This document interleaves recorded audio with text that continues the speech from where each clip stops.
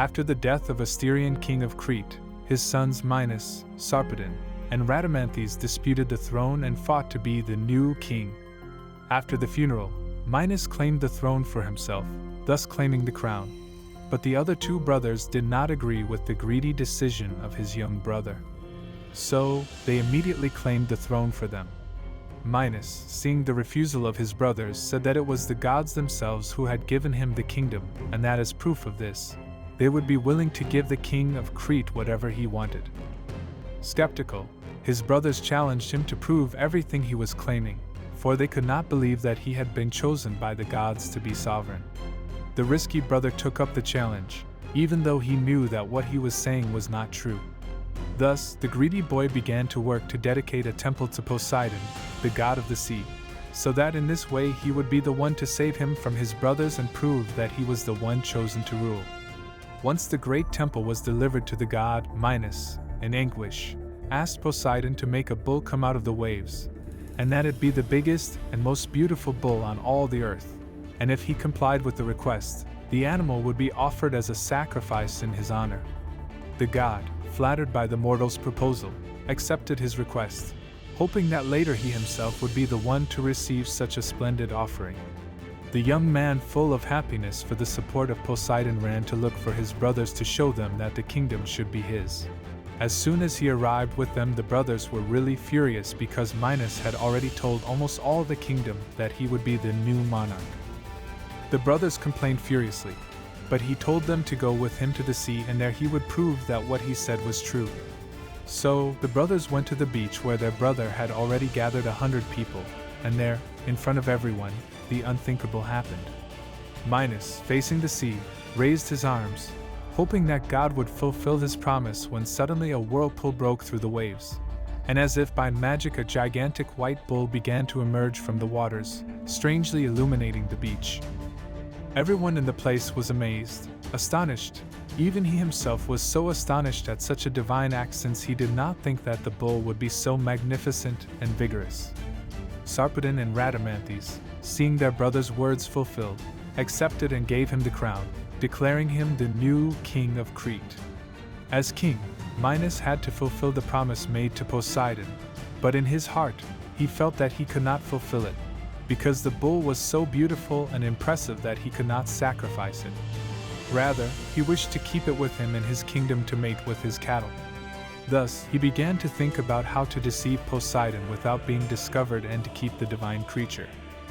So, Minos sent the animal to join his cattle, while he took another similar bull to sacrifice to fulfill the god. He then killed the impostor beast, made a grandiose altar of the animal's flesh, and offered it in the name of Poseidon as agreed. However, God was already aware of the king's treachery, and full of fury, he began to plan his revenge. This would be so terrible, for the fury of the gods was implacable.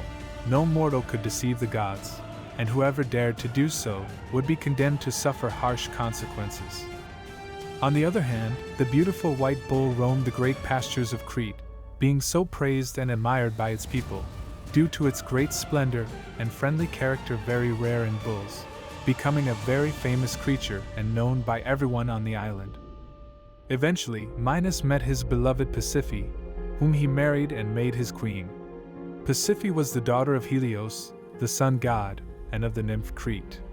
She was also known to be a powerful sorceress, and it was speculated that she could murder anyone who disturbed her peacefulness. Many years had passed, and the king had even forgotten the offense against Poseidon, but the god of the oceans was only waiting for the right moment to take his revenge. So, one cold, dark night, Poseidon sneaked into the kingdom of Minos and crept into the room of the kings, who were fast asleep. The god made his way to Pasiphae and circled the bed, reciting incantations and spells for his revenge. The next morning, everything seemed to be in order, nothing out of the ordinary. Pasiphae went out as usual for a walk around the kingdom. On the way, she came across the beautiful white bull that her husband loved and cared for so much, and decided to go over to pet him as she normally did on many occasions. As soon as her hand touched the soft skin of the bull, her body bristled completely. She felt a shiver throughout her being, and every time she caressed it with her hands, she felt immensely seduced. The woman was in awe of the beast. Her desire was so great, her lust for the bull was uncontrollable that she wished to join the animal at that instant. The young queen was madly in love, full of passion for the white bull that she did not know how to satiate her desire. She was so desperate to calm her intense passion that it occurred to her to seek help in order to fulfill her baser instincts with the beast. Thus, Pasiphae ran in search of Daedalus, who was a famous inventor of the kingdom, and told him what happened in detail, to which he, terrified by the words of the madness of the goddess, retreated wanting to escape from her. The cunning queen threatened to murder him if he did not help her, so Daedalus had no choice, so he began to build a wooden cow, covered it with skin, and put it on wheels. The old inventor handed the instrument that would satisfy his desire to Pasiphae. Both took it to the meadow where the bull of Poseidon was, and having fulfilled his part, Daedalus fled from the place because it seemed to him a repulsive act that he did not want to witness. Thus, the queen got into the artifact that would help her satisfy her lust, hoping to attract the attention of the beautiful bull, who soon felt attracted by the imitation of the cow, not knowing that it was not real. Pasiphae marveled at the animal. She came out of the cow after a few moments, and the woman was very satisfied, for she had finally satiated her lust and desire. After the copulation with Pasiphae, the beautiful white bull became a frightening beast, a demonic creature. He had gone totally mad, he was bewitched, and had become the beast that contained the feared fury of Poseidon. The bull was uncontrollable, its breath was of fire, and its rage was devastating. There was no place to enclose the feared beast. It destroyed the pastures, the streets, and everything in its path to such an extent that no one in the kingdom wished to leave their homes. The Cretan monster wandered in search of victims to murder them. Poseidon's revenge had finally come true. Minos was terrified of the beast that was destroying his kingdom and regretted deceiving Poseidon. And if that was not enough, now his wife was pregnant. She was expecting a child from the terrible divine bull. As time passed, the enraged animal roamed the plains and pastures all over Crete, destroying and devouring everything in its path, so Minos began to seek help to control the beast. Thus, after 9 months, the unexpected son of Pasiphae was born, and this was a terrible and monstrous creature, half human and half bull, and just like his father, he was uncontrollable and frighteningly terrifying, and was called the Minotaur. On the other hand, Eurystheus, who felt threatened by his nephew Hercules, because of his great exploits, thought of attributing to him the job of trapping the bull, in the hope that he would fail, or at best die from the terrible beast that terrorized Crete. Thus, Eurystheus told Hercules that for his 7th labor, he must travel to Crete, and capture the bull that dwells in the plains, but that he must deliver it alive to his kingdom. Hercules, far from being surprised at his new job, was glad, for he thought it was too simple, since catching a common animal was too easy a job for him. Thus, the young hero set out on his journey by ship to Crete. During the trip, a sailor approached Hercules and asked him about his mission, to which he serenely told him that it would be a piece of cake. However, the sailor looked at him with terrified eyes and asked, "Do you know what you will face?" The sailor began to tell him the story of the terrible bull of Crete, and because it was so feared in many places, this was not just any bull, and Hercules had to be very cunning to catch the sinister killer beast, without dying in the attempt.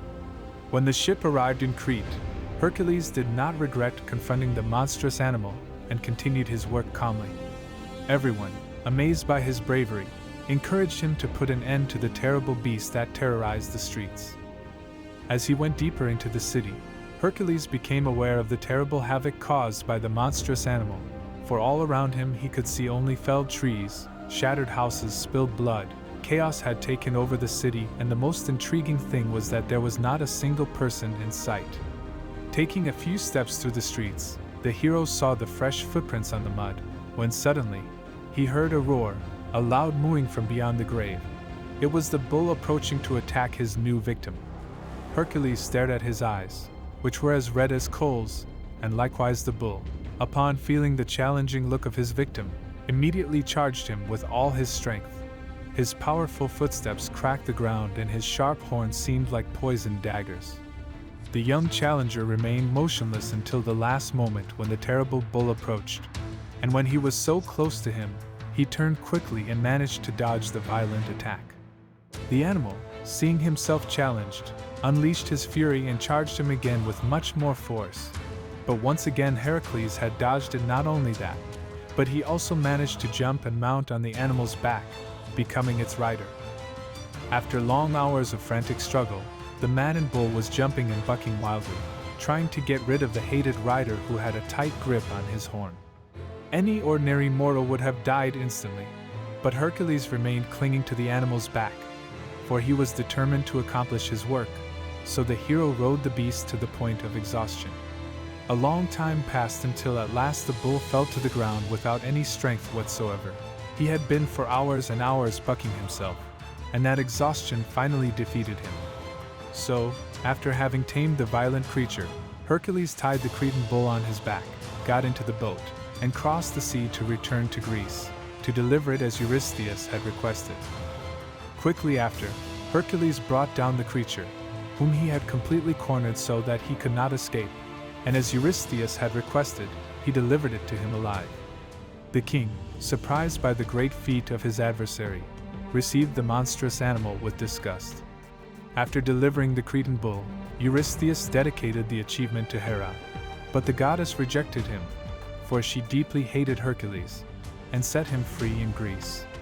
Thus, the goddess led the animal first to Sparta, then to Arcadia, then to the Attica Marathon, where Theseus later took it to Athens to sacrifice it in the name of Athena, and thus finally ended the terror in the streets because of the terrible creature created by Poseidon.